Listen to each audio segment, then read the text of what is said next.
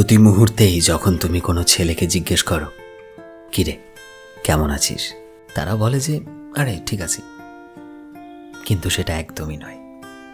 তারা প্রত্যেকটা মুহূর্তে নিজের জীবনের খারাপ সময়গুলোর সাথে লড়াই করছে, আর যে খারাপ সময়ের কথাটা সে কাউকে বলতে চায় না।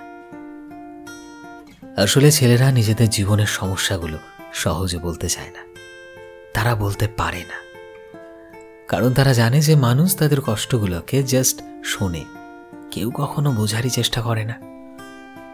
আসলে ছেলেরা বড় হয়েই ওঠে নিজের খারাপ সময়গুলোকে নিজের ভেতর লুকিয়ে রাখতে রাখতে।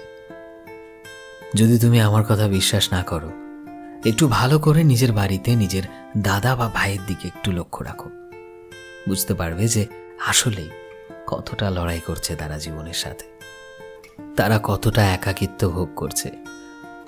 অনেক সময় এই মানসিক অবসাদ বা একাকিত্বকে সহ্য করতে না পেরে তারা জীবনে চরম সিদ্ধান্তটা নিয়ে ফেলে, আত্মহননের পথ বেছে নেয়। কারণ তারা এটা বুঝতে পারে যে তাদের কেউ কখনো বোঝারই চেষ্টা করেনি, তাই তো তারা নিজেদের জীবনের লড়াইটাকে একাই লড়ে যাচ্ছে, যেটা বাইরে থেকে দেখা একটা মানুষ কখনোই ভাবতে পারে না। একটা ছেলে নিজের ভেতর কতটা দুঃখ কষ্ট জমা রেখে বাইরে থেকে হাসি মুখ দেখায়, সেটা একমাত্র সেই বলতে পারে। তাই তো প্রতিটা সময় যখনই কোনো ছেলেকে জিজ্ঞেস করা হয়, কিরে কেমন আছিস, তারা হেসে উত্তর দেয়, ভালো আছি। সো ফ্রেন্ডস, আমি শোভন ছিলাম তোমাদের সাথে, গ্রাফিক্স রয়েছে বিশ্বজিৎ। ভিডিওটি কেমন লাগলো অবশ্যই কমেন্টে জানিও। এই মুহূর্তে তুমি যদি আমাদের ফেসবুকে দেখে থাকো তবে প্লিজ আমাদের পেজটিকে ফলো করে দিও।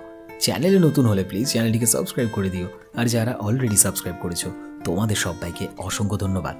দেখা হচ্ছে নতুন একটা দিনের নতুন একটা ভিডিওতে। টিল দেন সবাই ভালোবাসায় থেকো এবং সবাইকে ভালোবাসায় রেখো। Thank you.